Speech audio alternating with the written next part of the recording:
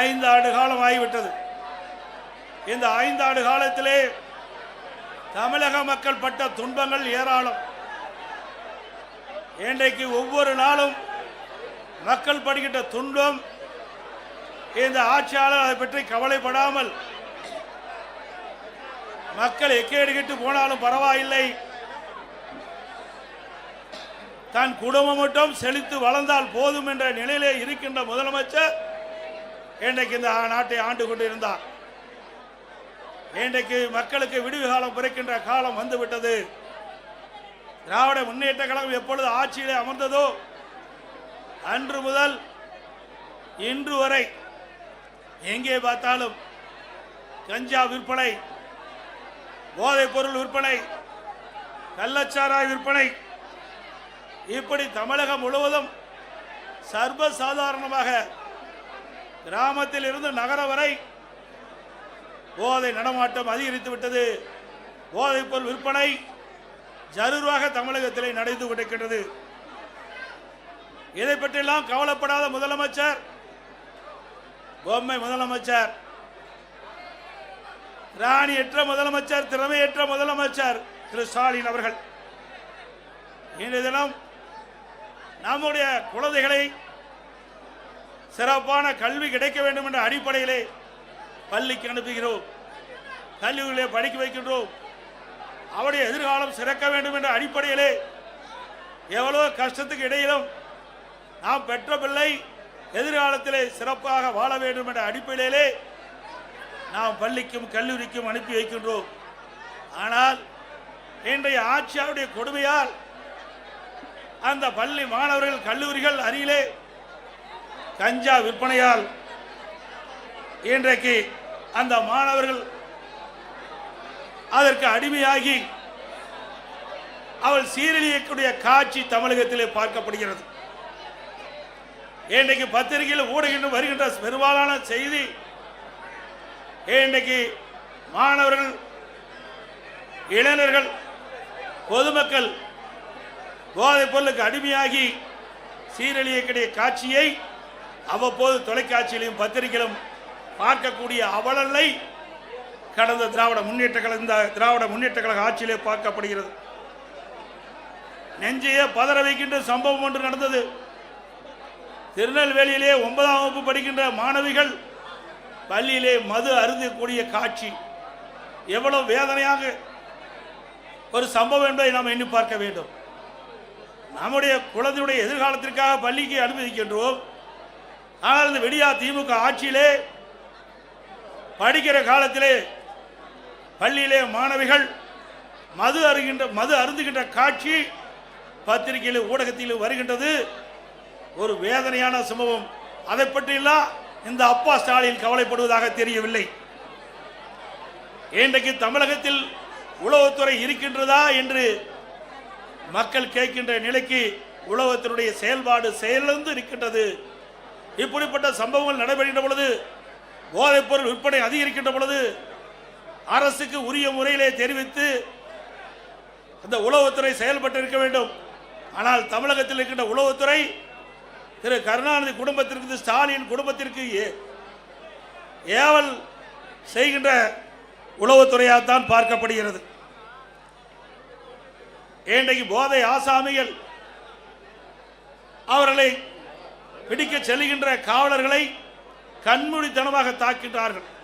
காவலருக்கே இந்த ஆட்சியில் பாதுகாப்பு இல்லாத ஒரு சூழ்நிலை விடியா திமுக ஆட்சியில் தான் பார்க்கப்படுகிறது. சில இடத்திலே அந்த போதை ஆசாமிகளால் கைது செய்ய முற்படுகின்ற பொழுது கத்தி காட்டி காவலர்களை மிரட்டுகின்ற காட்சி நாம் பத்திரிகையிலும் ஊடகத்திலும் பார்க்கக்கூடிய அவலங்களை தமிழகத்தில் இன்றைக்கு நிலவிக் கொண்டிருக்கின்றது. இன்றைக்கு பயிரை காப்பது வேலி, மக்களை காப்பது காவல்துறை. அந்த மக்களுக்கே பாதுகாப்பு இல்லாத ஒரு சூழ்நிலை தமிழகத்திலே நிலவிக் கொண்டிருக்கின்றது. அப்படிப்பட்ட அவல ஆட்சிதான் இன்றைக்கு தமிழகத்திலே நடந்து கொண்டிருக்கின்றது. இன்றைக்கு சென்னை மாநகரம் பட்டம் பகலிலே ஒரு அரசியல் கட்சி தலைவர் ஆம்ஸ்ட்ராங் வெட்டி படுகொலை செய்யப்படுகிறார். இன்று வரை உண்மையான குற்றவாளியை கண்டுபிடிக்க முடியவில்லை. அதேபோல திராவிட முன்னேற்ற கழகத்திலே கூட்டணியில் அங்க வைக்கின்ற காங்கிரஸ் கட்சியினுடைய திருநெல்வேலி காங்கிரஸ் கட்சியுடைய மாவட்ட தலைவர் திரு ஜெயக்குமார் அவர்கள் வெட்டி சாக்கப்படுகிறார். அவர் எரித்து கொலை செய்யப்படுகிறார். அந்த கொலை குற்றவாளிகளும் இதுவரை கண்டுபிடிக்க முடியவில்லை. இன்றைக்கு ஒரு 15 நாட்களுக்கு முன்பு நாங்குநேரில் இருசக்கர வாகனத்தில் போதை ஆசாமிகள் சாலையிலே சென்று கொண்டிருந்தவர்களை வெட்டி சாய்க்கின்றார்கள். அதில் 2 பேர் படுகொலை செய்யப்படுகிறார். அதே போல சிவகங்கை மாவட்டம் அந்த பகுதியில் இருசக்கர வாகனத்தில் போதை ஆசாமில் சென்று கொண்டிருந்த பொழுது சாலை ஓரமாக நின்றவர்களை வெட்டி சாய்க்கப்படுகின்ற காட்சி இந்த ஆட்சியிலே பார்க்கப்படுகிறது. இந்த ஆட்சியிலே பாலியல் வன்கொடுமை நடக்காத நாளே இல்லை. இன்றைக்கு கிருஷ்ணகிரியில் 2 வயது குழந்தையை கூட விட்டு வைக்கலை. திராவிட முன்னேற்ற கழக கட்சியை சேர்ந்த ஒருவர் 2 வயது பச்சிளம் குழந்தையை பாலியல் சீண்டல் ஆளாக்கி கொலை செய்யப்படுகின்ற நிகழ்வு இந்த ஆட்சியிலே தான் பார்க்கப்படுகிறது. நாமக்கல் மாவட்டம் குமராபாளையத்தில் வீதியிலே விளையாடி கொண்டிருந்த 9 வயது சிறுமியை ஒரு காம கொடுகிறன் அந்த சிறுமியை அழைத்து சென்று பாலியல் வன்கொடுமை செய்யப்பட்ட காட்சி தொலைக்காட்சியிலே நாம் பார்த்தோம். இதையெல்லாம் எந்த அளவுக்கு இந்த ஆட்சியிலே கொடுமை நடந்து கொண்டிருக்கின்றதை நாம் எண்ணி பார்க்க வேண்டும். இன்றைக்கு மதுராந்தகம் அருகிலே இருசக்கர வாகனத்திலே சென்று கொண்டிருந்த ஒரு பெண்மணியை சில பேர் கடத்தி சென்று பாலியல் வன்கொடுமை செய்கின்ற நிகழ்வு இந்த ஆட்சியிலே தான் பார்க்கப்படுகிறது.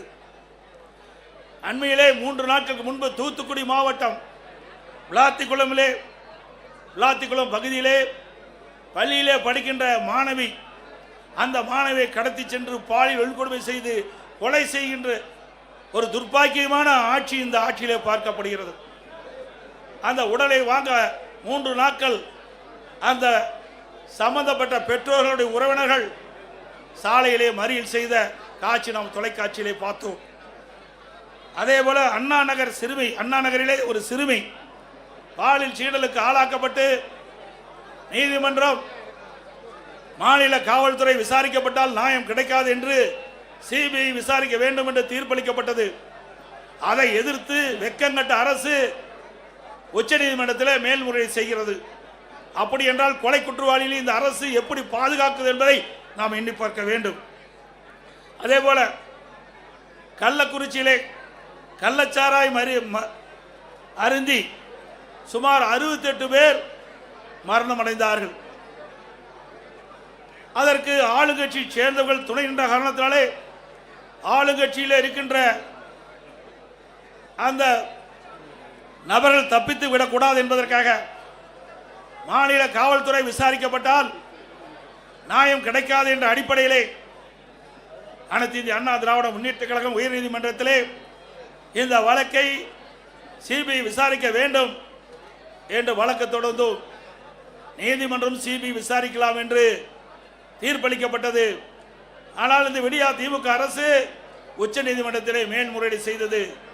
இதிலிருந்து நாம் பார்க்க வேண்டும், குற்றவாளிகளுக்கு துணை நிற்கின்ற அரசாங்கமாக திரு ஸ்டாலின் அரசு செயல்பட்டது என்பதை நிரூபணமாயிருக்கின்றது.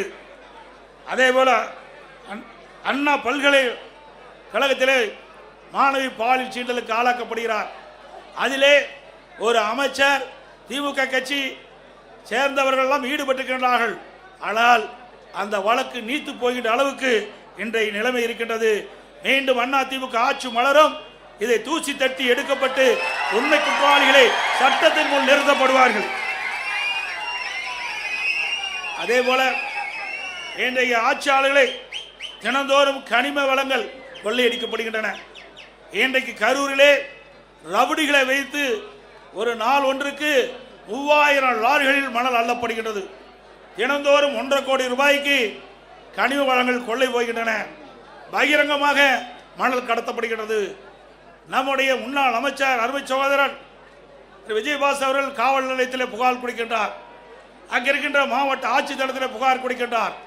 சம்பந்தப்பட்ட துறை அதிகாரத்திலே புகார் கொடுக்கின்றார். எந்த புகாரும் அவர் எடுத்துக் கொள்ளப்படவில்லை. அதிகாரிகளுடைய துணை கொண்டு இதுவரை மணல் கொள்ளை சர்வசாதாரணம் நடந்து கொண்டிருக்கிறது. அங்கே ஒரு திமுக முன்னாள் அமைச்சர் முழுமையாக இந்த கனிம வள கொள்ளையிலே ஈடுபட்டிருக்கின்றார். ஆக இப்பொழுது இருக்கின்ற அதிகாரிகள் அத்தனை பேரும் இந்த கனிம வள கொள்ளைக்கு துணை வகிக்கின்றார்கள். அனைத்து இந்திய அண்ணா திராவிட முன்னேற்ற கழக அரசு உங்களுடைய மகத்தான ஆதரவு பேரிலே ஆட்சி அமைந்தவுடனே இந்த கனிம வள கொள்ளையிலே யாரெல்லாம் ஈடுபட்டார்கள், யாரெல்லாம் இதற்கு துணை நின்றார்கள், அவர்கள் மீதெல்லாம் சட்ட ரீதியாக நடவடிக்கை எடுக்கப்படும் என்பதை நேரத்தில் தெரிவித்துக் கொள்கின்றேன்.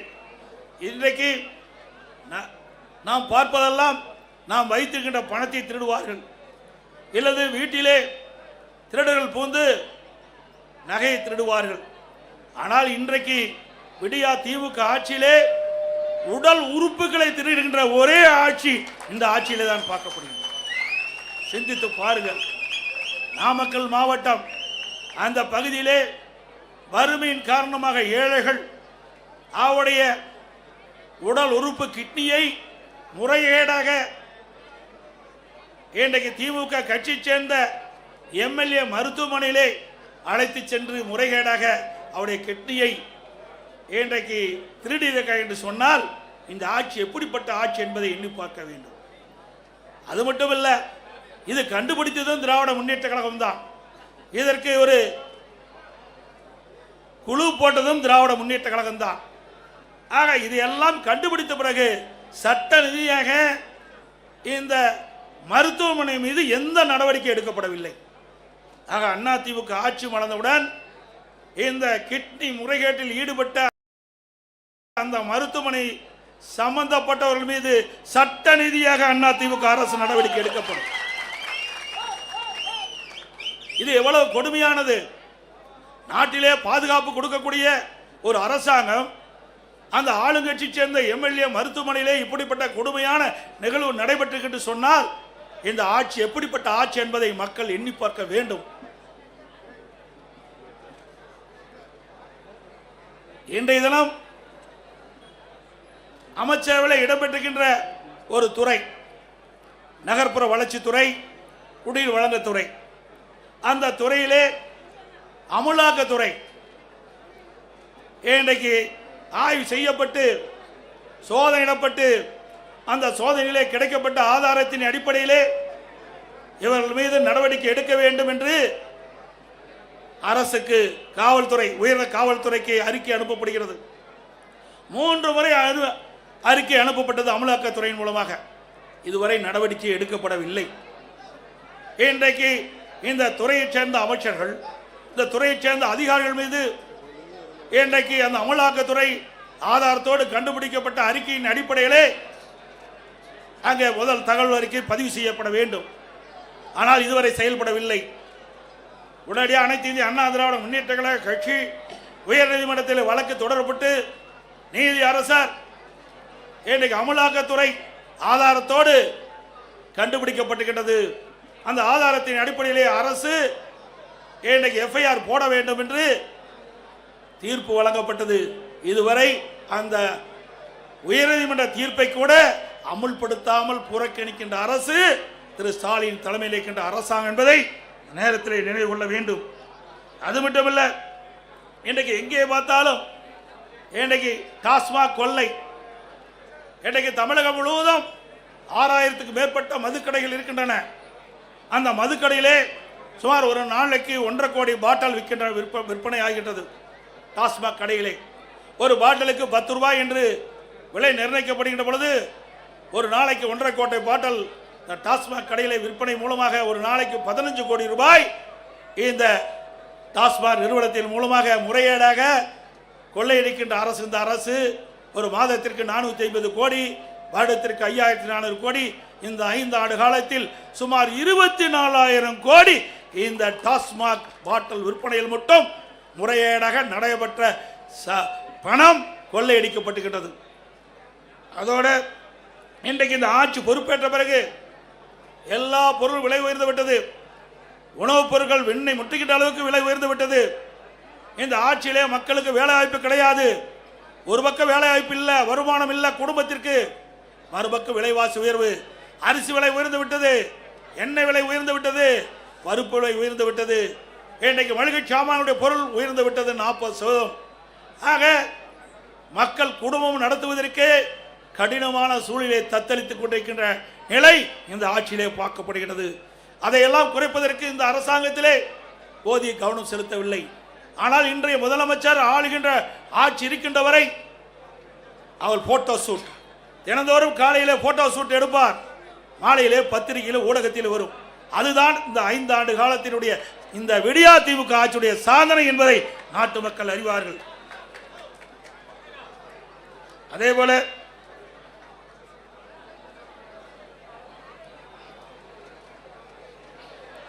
இந்த ஆட்சி பொறுப்பேற்ற பிறகு மின் கட்டணம் பல மடங்கு உயர்ந்து விட்டது. சென்னை மாநகர மக்கள் எண்ணி பார்க்க வேண்டும்.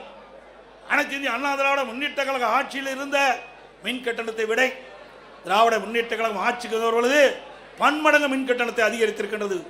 அண்ணா திமுக ஆட்சியிலே 1000 ரூபாய் மின் கட்டணம் செலுத்துவோர் என்றால் இப்பொழுது 2500 ரூபாய் மின் கட்டணம் செலுத்த வேண்டிய சூழ்நிலை ஏற்பட்டிருக்கிறது.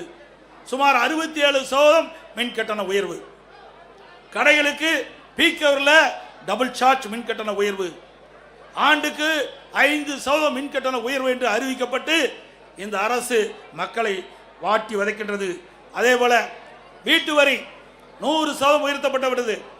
இன்றைக்கு 1000 ரூபாய் வீட்டு வரி செலுத்துகின்றவள் இன்றைக்கு 2000 ரூபாய் வீட்டு வரி செலுத்த வேண்டும் மாநகர பகுதியிலே.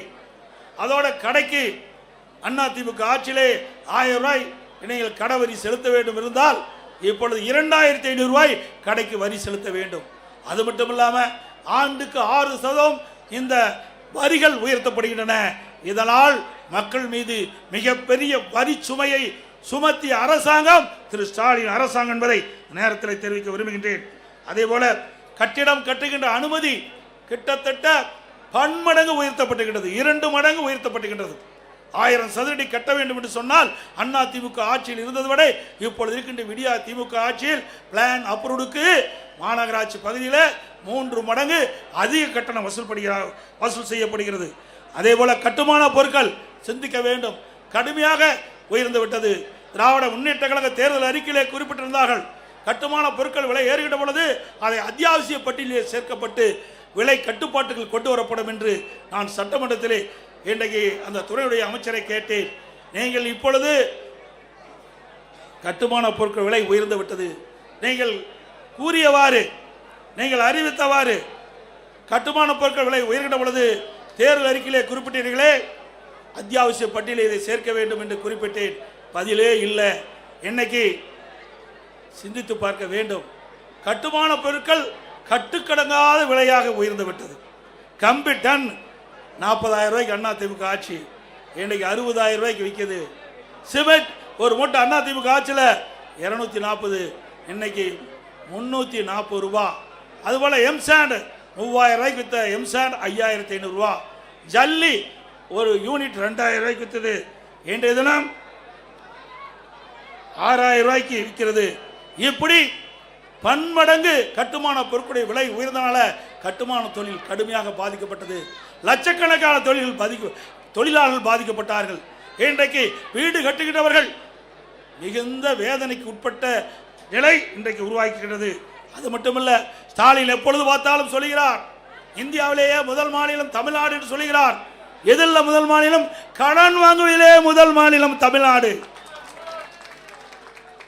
அத்தனை பேரும் கடன்காரனா ஆக்குனது திமுக ஆட்சியில, மறந்துவிடக் கூடாது. இந்த கடனெல்லாம் நாம் தாம் அடைக்க வேண்டிய சூழ்நிலைக்கு தள்ளப்பட்டிருக்கும் என்பதையும் எண்ணி பார்க்க வேண்டும். அதோடு இன்றைக்கு திராவிட முன்னேற்ற கழக ஆட்சி அமைந்த பிறகு 2026 மொத்த கொலைகள் 110 கொலைகள் இந்த ஆண்டு மட்டும் நடந்திருக்குது.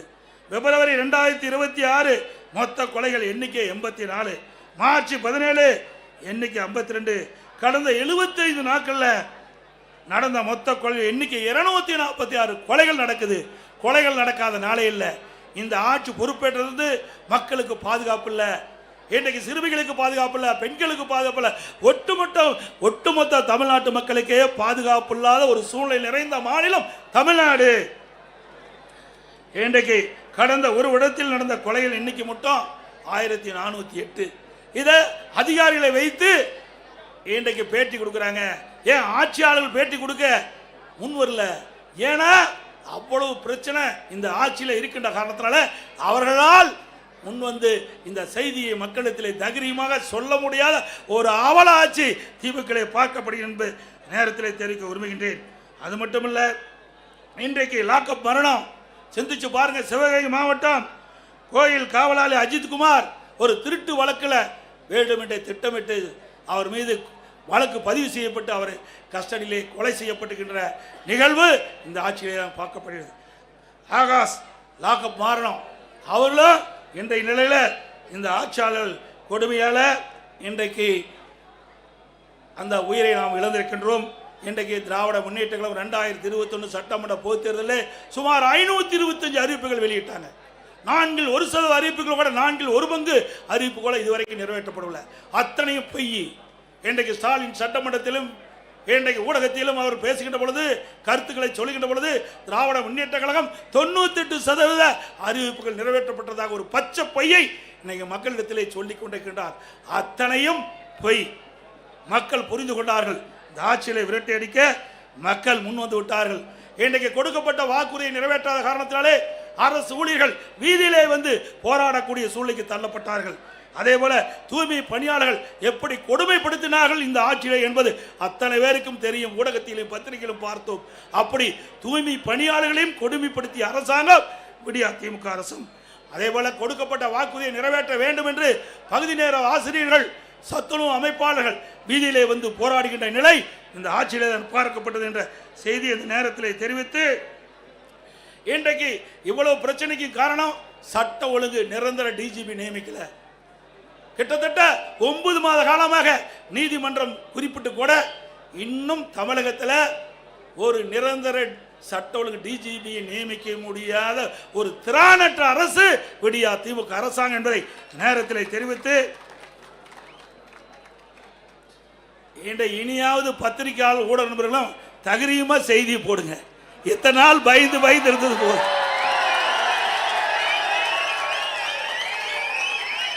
நான் சொல்லுவது அத்தனையும்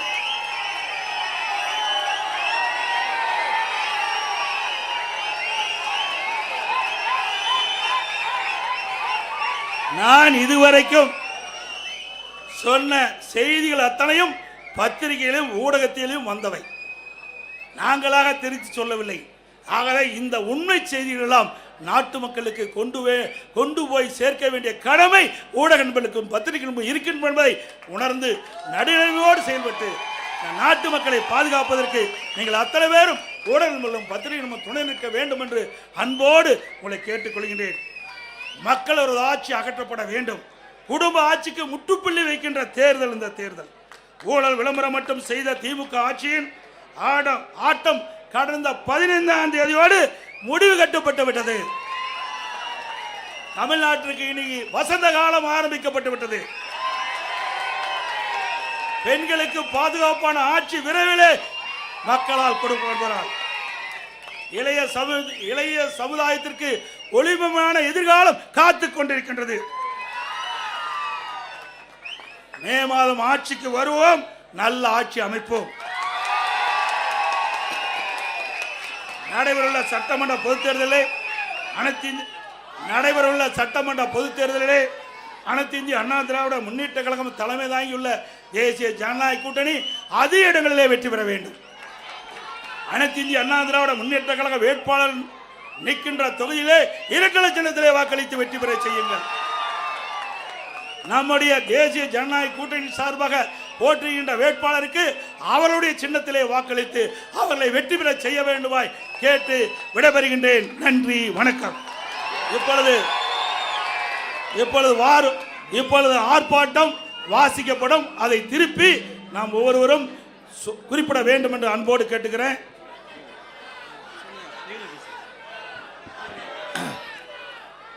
கண்டிக்கின்றோம் கண்டிக்கின்றோம் ஸ்டாலின் அரசை கண்டிக்கின்றோம் ஸ்டாலின் அரசை கண்டிக்கின்றோம் விடியா திமுக அரசை கண்டிக்கின்றோம் கண்டிக்கின்றோம் கண்டிக்கின்றோம் பொம்மை முதலமைச்சரை கண்டிக்கின்றோம் கண்டிக்கின்றோம் எட்டு திக்கும் போதைப் பொருட்கள் போதைப் பொருட்கள் புழக்கம் புழக்கம் கட்டுப்படுத்த முடியாத நிர்வாக திறனற்ற விடியா திமுக அரசை கண்டிக்கின்றோம் கண்டிக்கின்றோம் பதில் சொல் பதில் சொல் பொம்மை முதலமைச்சரே பொம்மை முதலமைச்சரே பதில் சொல் பதில் சொல் மாஃபியாக்கள் விளையாடும் வேட்டைக்காடு தமிழ்நாடா விளையாடும் வேட்டைக்காடு தமிழ்நாடா போதைப் பொருட்கள் விற்கின்ற போதைப் பொருட்கள் விற்கின்ற சந்தை தானா தமிழ்நாடா திடித்தது யார் திடித்தது யார் திடித்தது யார் திடித்தது யார் புத்தகம் சுமக்கும் கைகளிலே புத்தகம் சுமக்கும் கைகளிலே போதை பொருளை திரித்தது யார் பதில் சொல் பதில் சொல் ஸ்டாலினே பதில் சொல் பதில் சொல் பதில் சொல் விடியா திமுக அரசு பதில் சொல் பதில் சொல் எட்டு திக்கும் கஞ்சா வாசம் எட்டு திக்கும் கஞ்சா வாசம் சட்டம் ஒழுங்கோ படுமோசம் சட்டம் ஒழுங்கோ படுமோசம் மோசம் மோசம் சட்டம் ஒழுங்கு மக்களின் வாழ்க்கை விடிய ஆட்சியில் நாசம் நாசம் நாசம் நாசம் ஐயோ ஐயோ நாசம் நாசம் எங்கே போனது எங்கே போனது ஸ்காட்லாந்து யார்டுக்கு நிகரான தமிழகத்தின் காவல்துறை எங்கே போனது எங்கே போனது திறனற்ற முதலமைச்சர் கையில் திறனற்ற முதலமைச்சர் கையில் காவல்துறையின் கண்ணியம் காவல்துறையின் கண்ணியம் போனது போனது செத்து போச்சு செத்து போச்சு செத்து போச்சு செத்து போச்சு சட்டம் ஒழுங்கு செத்து போச்சு சட்டம் ஒழுங்கு செத்து போச்சு பாதுகாப்பில்லை பாதுகாப்பில்லை பாதுகாப்பில்லை பாதுகாப்பில்லை விடியா திமுக ஆட்சியிலே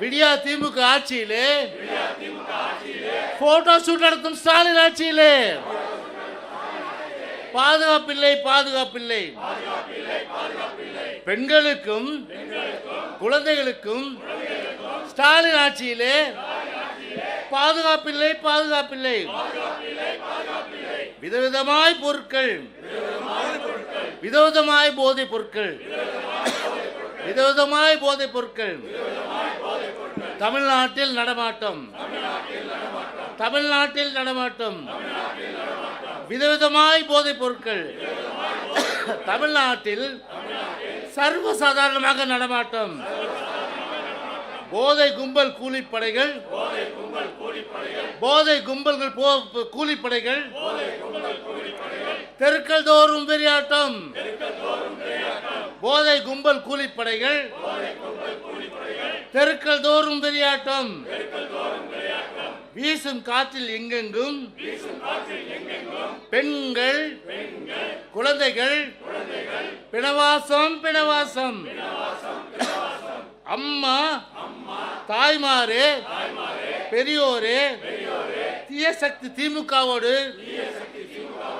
இனியும் வேண்டாம் சகவாசம் இனியும் வேண்டாம் சகவாசம் எத்தனை கொலைகள் எத்தனை கொலைகள் எத்தனை வன்முறைகள் எத்தனை வன்முறைகள் எத்தனை அழுகை எத்தனை அழுகை எத்தனை கதறல்கள் எத்தனை கதறல்கள் வேண்டாம் வேண்டாம் இனியும் வேண்டாம் வேண்டாம் வேண்டாம் இனியும் வேண்டாம். பொம்மை முதலமைச்சர் விடிய ஆட்சி, மக்கள் விரோத காட்டாட்சி, ஜனநாயக விரோத காட்டாட்சி, சர்வாதிகார காட்டாட்சி. வேண்டாம் வேண்டாம் இனியும் வேண்டாம். ஏறி போச்சு ஏறி போச்சு, ஏறி போச்சு ஏறி போச்சு கொள்ளையடிக்கும் ஸ்டாலின் ஆட்சியிலே எல்லா விலையும் ஏறி போச்சு. அரிசி பருப்பு பாமாயில், அரிசி பருப்பு பாமாயில், பால் விலையும் ஏறி போச்சு, பால் விலையும் ஏறி போச்சு. கொள்ளை கும்பலின் ஆட்சியிலே, கொள்ளை கும்பலின் ஆட்சியிலே ஏழைகள் வாழ வழி இல்லை, ஏழைகள் வாழ வழி இல்லை. குப்பை வரி குடிசை வரி, குப்பை வரி குடிசை வரி, குடிநீருக்கும் கொள்ளை வரி, குடிநீருக்கும் கொள்ளை வரி. எப்பப்பா ஸ்டாலின் அப்பா, எப்பப்பா ஸ்டாலின் அப்பா, கருணாநிதிக்கு தப்பாம நீ பிறந்திருக்குதே தப்புப்பா. தமிழ்நாட்டில் பிறந்தது தப்பா, மக்கள் பிறந்தது தப்பா? எப்பப்பா ஸ்டாலினே, தமிழ்நாட்டில் நாங்களெல்லாம் பிறந்தது தப்பா? விடியா திமுக ஆட்சியிலே மின்சார கட்டணமோ 3 மடங்கு உயர்ந்தாச்சு, 3 மடங்கு உயர்ந்தாச்சு. சிறுதொழில் செய்வோர் குடும்பங்களே நாசமாச்சு, நாசமாச்சு. ஸ்டாலின் ஆட்சியிலே நாசமாச்சு. கரண்ட் பில்லை பார்த்தாலே ஷாக் அடிக்குது அப்பப்பா, ஷாக் அடிக்குது அப்பப்பா. என்னாச்சு என்னாச்சு ஸ்டாலின் அண்ணாச்சியே, தேர்தல் வாக்குறுதியில் என்னாச்சு? சொத்து வரியை ஏற்ற மாட்டோம், சொத்து வரியை ஏற்ற மாட்டோம் சொன்ன ஸ்டாலினே, சொன்னதெல்லாம் என்னாச்சு? சொன்னதெல்லாம் என்னாச்சு? உயர்த்தியாச்சு, உயர்த்தியாச்சு. வீட்டு வரியை அநியாயமாய் பல மடங்கு உயர்த்தியாச்சு, பல மடங்கு உயர்த்தியாச்சு. மொத்த சொத்தையும் வித்தால் கூட கட்ட முடியாது, கட்ட முடியாது. வரியும் கட்ட முடியாது. மொத்த சொத்தையும் வித்தாலும் கூட வரியும் கட்ட முடியாது. ஸ்டாலின் ஆட்சி மீண்டும் வந்தால் மக்களும் வாழ முடியாது. ஸ்டாலின் ஆட்சி மீண்டும் வந்தால் மக்கள் வாழக்கூட முடியாது. அம்மா அக்கா தாய்மாரே, அம்மா அக்கா தாய்மாரே, மாணவர் இளைஞர் பெரியோரே, மாணவர் இளைஞர் பெரியோரே, தீய சக்தி ஸ்டாலின் ஆட்சியிலே, தீய சக்தி ஸ்டாலின் ஆட்சியிலே இழந்தது போதும் திருப்பியடி, இழந்தது போதும் திருப்பியடி. திமுகவை விரட்டியடி, விரட்டியடி, விரட்டியடி, விரட்டியடி.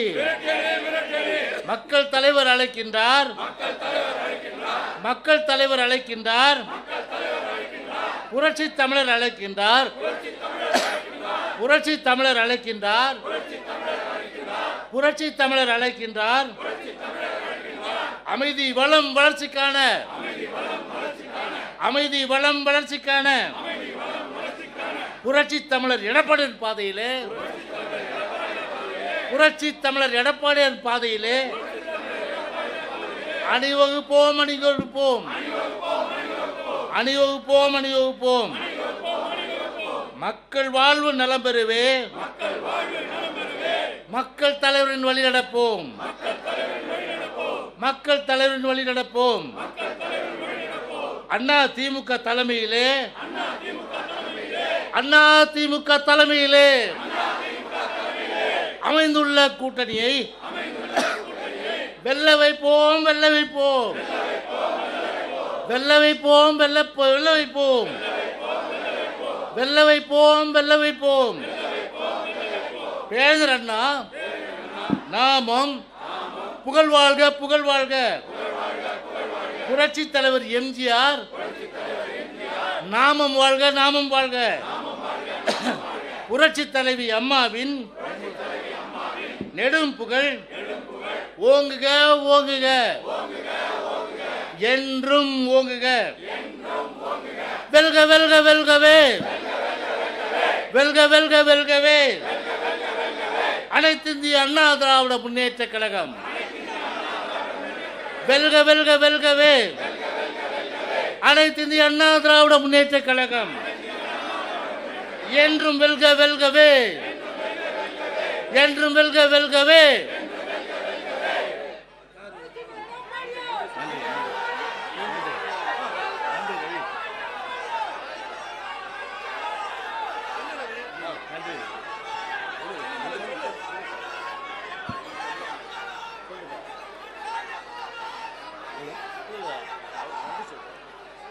தமிழ்நாட்டில் தொடர்ந்து நடைபெற்று வரும் பாலியல், சட்டம் ஒழுங்கு சீர்கேடுகள், போதைப் பொருள் புழக்கங்கள், விலைவாசி உயர்வை முதலியவற்றை கட்டுப்படுத்த தவறிய நிர்வாக திறனற்ற ஸ்டாலின் தலைமையிலான விடியா திமுக அரசை கண்டித்து அனைத்து இந்திய அண்ணா திராவிட முன்னேற்ற கழகத்தின் தலைமையில் தேசிய ஜனநாயக கூட்டணி கட்சிகள் இணைந்து மாபெரும் கண்டன ஆர்ப்பாட்டம் நடைபெற்றது.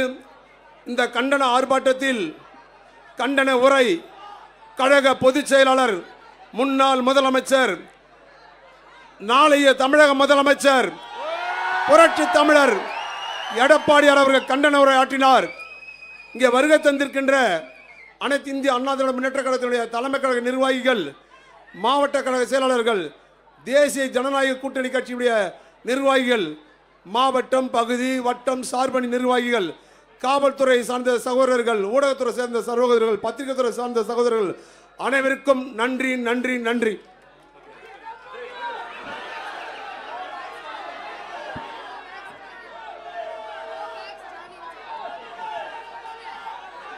Go back Stalin. Go back Stalin. Go back Stalin. Go back Stalin. Go back Stalin. Go back Stalin. நாளைய தமிழக முதல்வர், நாளைய தமிழக முதல்வர் எடப்பாடியார், எடப்பாடியார், எடப்பாடியார். நன்றி. Bye bye Stalin.